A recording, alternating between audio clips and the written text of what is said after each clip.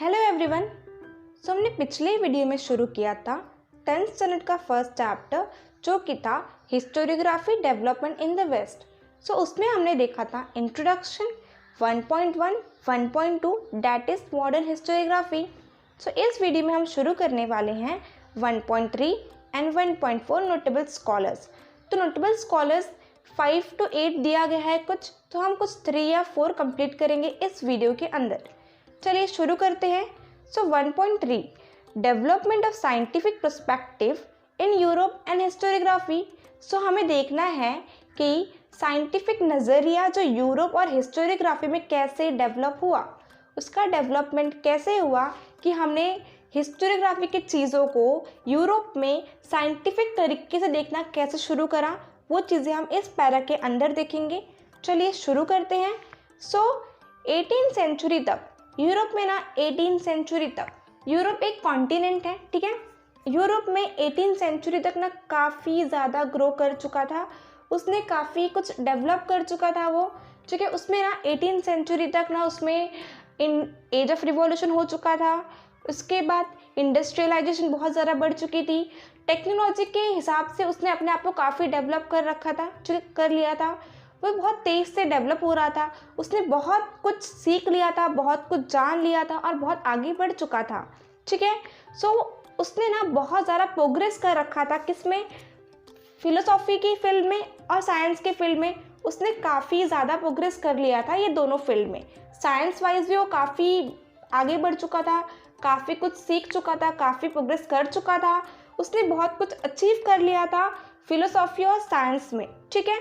फिर जो स्कॉलर्स थे उनका मानना था कि जो हिस्ट्री होता है उसको पर्टिकुलर तरीके से बताना बहुत ज़रूरी है, क्योंकि आगे वाले जनरेशन को इसके बारे में पता होना चाहिए। ये सारी चीज़ें वो डिस्कस करते थे, ठीक है। तो जो स्कॉलर्स थे उनका मानना था कि हमने जो उन्होंने साइंस में काफ़ी कुछ सीख लिया था, काफ़ी कुछ डेवलप कर लिया था।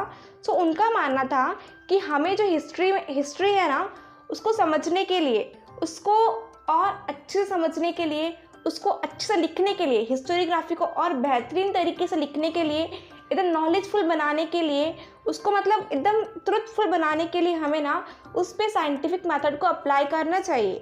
उससे हमें मालूम पड़ेगा कि जो चीज़ें बता रहे हैं, जो चीज़ें हैं वो उतनी सच्ची है भी या नहीं है। तो उन चीज़ों को पता करने के लिए हमें उस पर साइंटिफिक मेथड को अप्लाई करना चाहिए। 18th सेंचुरी आया तो उसमें क्या हुआ उन्होंने डिस्कस करते थे कि जो हिस्ट्री होगा जो हमें सोर्स मिले होंगे, जो चीज़ें मिलेंगी, फॉर एग्जांपल ज़मीन के नीचे से कोई कॉइन मिली है, कोई स्क्रिप्ट मिली है, मैन्युस्क्रिप्टोलॉजी मिली है, कोई भी चीज़ मिली है हमें, उस पर हमें साइंटिफिक रिसर्च करना चाहिए।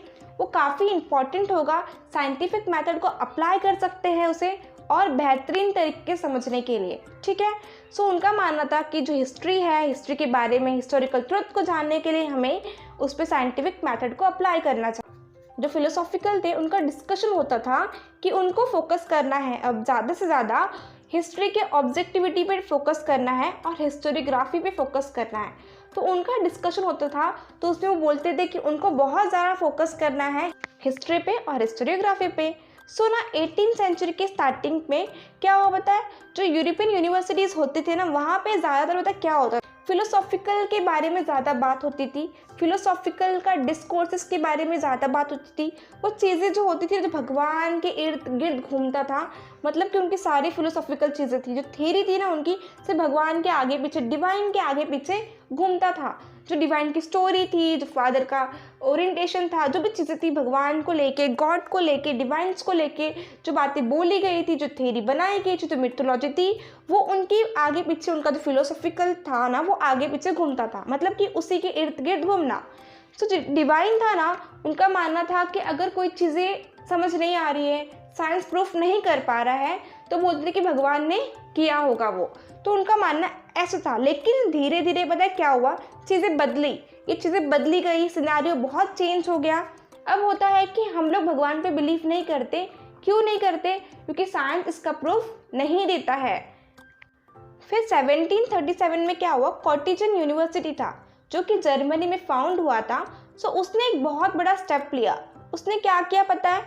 उसने एक डिपार्टमेंट खोल दिया हिस्ट्री का, इंडिपेंडेंट, मतलब उन्होंने डिसाइड किया था कि वो हिस्ट्री पे ज़्यादा फोकस करेंगे, तो हिस्ट्री पे ज़्यादा फोकस हो पाए, हिस्ट्री को ज़्यादा हम समझ पाए, ज़्यादा पढ़ सके, ज़रा जान सके, इसलिए क्या किया उन्होंने, एक डिपार्टमेंट, इंडिपेंडेंट डिपार्टमेंट खोल दिया।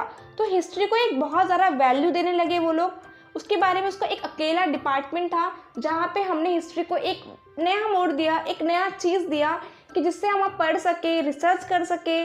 तो हिस्ट्री का उन्होंने पहली बार जो उस यूनिवर्सिटी ने हिस्ट्री को बहुत ज़्यादा इंपॉर्टेंट देते हुए, हिस्ट्री आज इतना आगे है तो उस यूनिवर्सिटी की वजह से आगे आप बोल सकते हो कि वहाँ से शुरू हुआ कि हिस्ट्री के इंपॉर्टेंस को लोगों को बताना शुरू हुआ और वहाँ से हिस्ट्री का डेवलपमेंट बहुत ज़्यादा हुआ। वहाँ पे क्या हुआ, हिस्ट्री का एक डिपार्टमेंट हो गया, इंडिपेंडेंट डिपार्टमेंट, जहाँ पे हम हिस्ट्री के बारे में ज़्यादा पढ़ सकते हैं, समझ सकते हैं, रिसर्च कर सकते हैं। तो उसको देखते हुए जो उनको मिला, जो हिस्ट्री को जो वो मिला, वैल्यू मिला, वो देखते हुए जो डिपार्टमेंट खुले, वो देखते हुए ना जर्मन की काफ़ी यूनिवर्सिटीज़ ने उस चीज़ को भी उन्होंने भी फॉलो किया। उन्होंने भी अपनी यूनिवर्सिटी में एक हिस्ट्री का डिपार्टमेंट कर दिया, जैसे साइंस का था, फिलोसॉफी का था, तो वैसे ही एक हिस्ट्री का डिपार्टमेंट कर दिया। सो हिस्ट्री अगर किसको पढ़ना होता था तो उसी तरीके से क्या हो गया, वो एक जर्मनी जो था हमारा क्या हो गया, एक सेंटर ऑफ हिस्टोरिकल स्टडीज़ हो गया। मतलब कि अगर किसी को हिस्ट्री पढ़नी है, अच्छी वाली पढ़नी है, समझनी है, रिसर्च करना है, कुछ भी जानना है, तो वो जर्मनी में जाके कर सकता था। क्या हो गया, centre of the historical studies हो गई। फॉर एन एग्जाम्पल, हमें कोई सब्जेक्ट में इंटरेस्ट होता है, हमें उसमें स्पेशलाइजेशन करना होता है, तो हम बेस्ट कॉलेज में जाते हैं जहाँ पे उसका एक स्पेशलाइजेशन हो। ठीक है, तो सेम टू सेम ऐसा ही हुआ यहाँ पे। फिर हम बात करेंगे 1.4 नोटेबल स्कॉलर्स के बारे में। वो स्कॉलर्स जिनका हिस्टोरियोग्राफी डेवलपमेंट में काफ़ी बड़ा हाथ है, मतलब कि उनका काफ़ी ज़्यादा कंट्रीब्यूशन है डेवलपमेंट ऑफ हिस्टोरियोग्राफी में। आप ऐसे भी कह सकते हो, अगर वो नहीं होते तो आज हिस्टोरियोग्राफी इतना आगे नहीं होता, आज हिस्ट्री की वैल्यू इतनी नहीं होती। सो उनका होना एक बहुत इम्पॉर्टेंट पिलर था हमारे हिस्टोरियोग्राफी का डेवलपमेंट के लिए। हिस्टोरियोग्राफी का डेवलपमेंट होना वो एक बहुत ही इंपॉर्टेंट पिलर्स थे हमारे डेवलपमेंट ऑफ हिस्टोरियोग्राफी के लिए। ठीक है, सो उनके बारे में हम कुछ जानते हैं। सो कुछ हिस्टोरियोग्राफी स्कॉलर्स का जो हमारा नाम है दिया गया है, उनके बारे में हम पढ़ेंगे। चलिए शुरू करते हैं। पहला है रेनी डिस्कार्ड्स। सबसे पहले है रेनी डिस्कार्ड्स, ये टॉप है, टॉप बेस्ट में से ये आते हैं, टॉप बेस्ट में से आते हैं। इनका जो रोल है हिस्टोरियोग्राफी में बहुत ही बड़ा है और बहुत ही इम्पॉर्टेंट रोल है। ठीक है, ये एक ऐसे स्कॉलर है, आप बोल सकते हो इन्होंने हमें कुछ बहुत ही बड़ी चीज़ें बताई है और सिखाई भी है जो आज भी हम यूज़ करते हैं। सो इनका मानना था भी चीज़ों को जब तक उसका प्रूफ ना मिल जाए, जब तक उसको एक्सप्लेन ना कर सके हम लोग, तब तक उसे भरोसा नहीं करना चाहिए, इनका ये मानना था। फॉर एन एग्जाम्पल आप बोल सकते हो कि चाइना में बोलते हैं ना कि ड्रैगन होते थे, उनका एक फिलोसॉफी है जिसमें बोला गया है कि ड्रैगन ना पहले के टाइम पे होते थे, लेकिन ड्रैगन हम नहीं मानते कि ड्रैगन होते थे उस पहले के टाइम पे। क्यों नहीं हम मानते? क्योंकि हमने उस बात पे क्रिटिकली एग्जामाइन करा हुआ है और हमें कोई भी ऑथेंटिक सोर्स नहीं मिला है, हमें कोई ऑथेंटिक प्रूफ नहीं मिला हुआ है, हमें कुछ नहीं मिला है उसके बारे में। सो इसलिए हम उसे नहीं मानते। सो हमने उसको मिथ मान के छोड़ दिया है। ठीक है, इसका मतलब ये है, इनका बोलना था कि जो चीज़ साइंस में क्या होता है, अगर जिस चीज़ को हम एक्सप्लेन नहीं कर सकते उस पर हम भरोसा नहीं करेंगे। सो उन्होंने सेम चीज़ बोला कि साइंटिफिक मेथड को हम फॉलो करें हिस्ट्री में भी, इस चीज़ को हम हिस्ट्री में भी माने कि जिस चीज़ को हम प्रूफ नहीं कर सकते, जिस चीज़ को हम एक्सप्लेन नहीं कर सकते, उस पर हमें हिस्टोरियोग्राफी में भरोसा नहीं करना चाहिए, उसको हमें नहीं मानना चाहिए। सो ये जो हिस्टोरिकल मेथड को इन्होंने यहाँ पे अप्लाई किया। ठीक है, अब बोलना था कि कोई चीज़ आपको मिली, जब तक कोई डॉक्यूमेंट आपको हिस्टोरिकल मिला, जब तक वो वेरीफाई नहीं होता, जब तक उसको वेरीफाई नहीं कर लेते हम लोग, जब तक एग्जामाइन के द्वारा इसको हम वेरीफाई नहीं कर लेते, रिएबिलिटी नहीं देख सकते, तब तक इसे हमें रियल नहीं मानना चाहिए, सही नहीं मानना चाहिए। ये उनका मानना था। सो उनका ना एक रूल था, उनके दिए गए कुछ रूल्स थे जो उनके एक बुक में लिखे गए थे। उस बुक का नाम था डिस्कोर्स ऑन द मैथड। उस बुक का नाम था डिस्कोर्स ऑन द मैथड। सो उनका ना ये जो चीज़ उन्होंने बोली कि जिस चीज़ को हम एक्सप्लेन नहीं कर सकते उस चीज़ पे बिलीव नहीं करना चाहिए, ये एक ग्रेट इम्पैक्ट था हिस्टोरियोग्राफी में साइंटिफिक मेथड का। ठीक है, मेथड ऑफ रिसर्च पे एक ग्रेट इम्पैक्ट था। सो उनका एक लाइन था, स्लोगन बोल सकते हो आप, never to accept anything for true till all grounds of doubts are excluded. Never to accept anything for true till all grounds of doubt are excluded. मतलब कि कोई भी चीज़ को हमें तब तक एक्सेप्ट नहीं करना है जब तक वो चीज़ें, उसका डाउट है, जो भी क्वेश्चंस आ रहे हैं हमारे दिमाग में, कोई भी चीज़ है वो ख़त्म नहीं हो जाता, पूरे तरीके से वो सही साबित नहीं होता, तब तक उसे हमें सच नहीं मानना चाहिए। ठीक है, इनका ये इम्पॉर्टेंट बात था।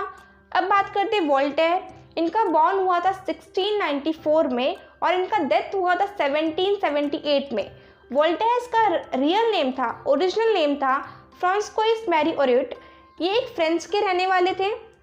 इनका मानना था ना कि हमें सिर्फ हिस्ट्री के इवेंट्स को ही नहीं देखना चाहिए, हिस्टोरिकल इवेंट्स को ही सिर्फ कंसिडर नहीं करना चाहिए, उसके साथ ही साथ हमें कुछ सोशल ट्रेडिशंस को, ट्रेड को, इकोनॉमी को, एग्रीकल्चर को भी साथ ही लेके चलना चाहिए। उसको भी हिस्टोरियोग्राफी में उतना ही इम्पोर्टेंस मिलना चाहिए। For an example, chronology word बोला गया है, आप कंफ्यूज हो रहे होंगे। ये चीज़ मैंने बताई है पहले के वीडियो में। तो इसका मतलब ये होता है कि सीक्वेंस, कोई भी चीज़ लाइन अप टाइम लाइन के हिसाब से, सीक्वेंस के हिसाब से होना चाहिए। फॉर एन एग्जाम्पल कि 1100 में क्या हुआ था, 1200 में क्या हुआ था, 1300 में क्या हुआ था, हमको सीक्वेंस वाइज पढ़ना होगा। हिस्ट्री को और भी अच्छे समझने के लिए, और भी अच्छे से लिखने के लिए, या फिर और भी अच्छे समझाने के लिए हमें हिस्ट्री को एक सीक्वेंस वाइज पढ़ना चाहिए। तो आपने देखा होगा 3rd स्टैंडर्ड में पढ़ा था स्टोन एज, 4th में हड़प्पन सिविलाइजेशन। तो हमने हर चीज़ को सीक्वेंस वाइज पढ़ा है, right?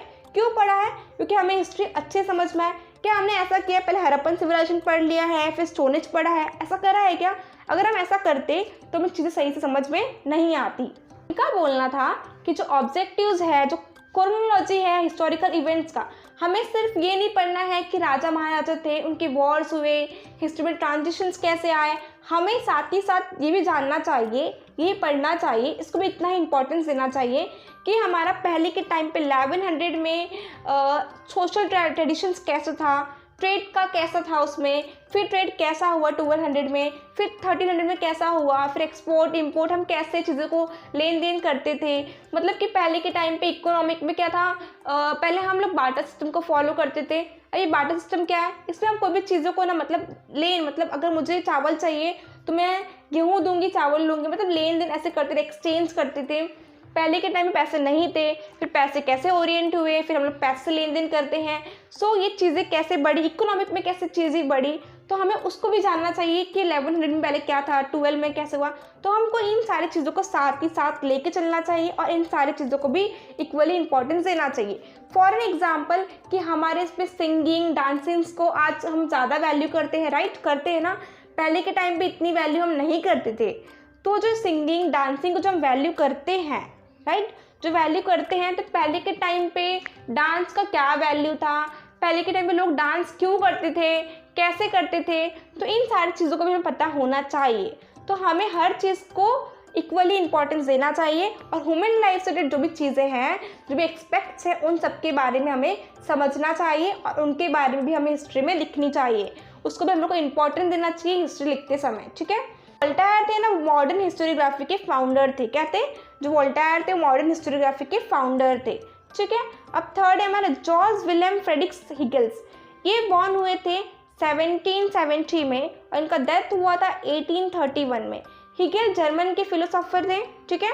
He insisted that historical reality should be presented in logical manner. इनका कहना था कि जो हिस्टोरिकल रिसर्च है, जो हिस्टोरिकल रियलिटी है, वो एक लॉजिकल मैनर के बेस पे प्रेजेंट होना चाहिए। मतलब कि कोई भी मिथ नहीं होना चाहिए, जो हो उसका एक लॉजिक हो, उसका रीज़न हो और उस हिसाब से प्रेजेंट होना चाहिए। ऐसे ही नहीं कुछ भी हमें प्रेजेंट करना। अगर हमें कुछ चीज़ें मिली, सही तरीके से मिली, सही बातें मिली, तो उसे हमें एक लॉजिकल मैनर में लिखना चाहिए। फॉर एन एग्जाम्पल क्रोनोलॉजी में लिखना चाहिए। ऐसे नहीं कर सकते हम लोग कोई बुक में हमने पहले लिख दिया हड़प्पन सिविलाइजेशन, फिर हमने लिख दिया स्टोन एज, ऐसा नहीं चलेगा। एक लॉजिकल मैनर होना चाहिए। उनका मानना था कि जो हिस्टोरिकल इवेंट है ना, वो इंडिकेटर्स ऑफ प्रोग्रेस, वो हमें दिखाना चाहिए। जो हम जो हिस्टोरिकल इवेंट्स का टाइमलाइन लिखते हैं, चीज़ें लिखते हैं, वो टाइमलाइन हमें दिखाना चाहिए कि हमने डे बाय डे प्रोग्रेस करा हुआ है, हमने डे बाय डे चीज़ों में आगे बढ़े हुए हैं, ठीक है? वो सोचते थे कि जो प्रेजेंटेशन हो हिस्ट्री का, वो चेंज हो ओवर अ टाइम, वो चीज़ें बदले, नया चीज़ें आए और उसे दिखे हमने कितनी बदलाव अपनी लाइफ में लाया है। जो हिस्ट्री अगर हम देखें तो हमें पता चले कि हमने अपनी लाइफ में, हमने ह्यूमन लाइफ में कितने सारे बदलाव को लाया हुआ है और कितने बदलाव को एक्सेप्ट करा हुआ है और कितना सारा डेवलपमेंट करा हुआ है। हमारा हिस्ट्री हमें ये चीज़ें बता सके। तो इनकी बातों से जो हिगल्स की फिलोसॉफी से बहुत सारे स्कॉलर्स भी कन्विंस हुए थे और उनका था कि historical method were not of lesser quality truth, they differ from scientific methods. ठीक है, इनका जो लेक्चर था, आर्टिकल्स का जो कलेक्शन था ना, वो एक बुक में पब्लिश हुआ था। उस बुक का नाम था इंसाइक्लोपीडिया ऑफ फिजियोलॉजिकल साइंस। ठीक है, इस बुक में इनका लेक्चर्स, इनके आर्टिकल्स प्रेजेंट हुए थे, पब्लिश हुए थे। इनका एक बुक था जो बहुत फेमस भी हुआ था, उसका नाम था रीजन इन हिस्ट्री। ठीक है, दैट्स इट, आज के लिए इतना ही। हम नेक्स्ट वीडियो में जो बच्चे हैं हमारे नोटेबल स्कॉलर्स, उनके बारे में देखेंगे। Thank you.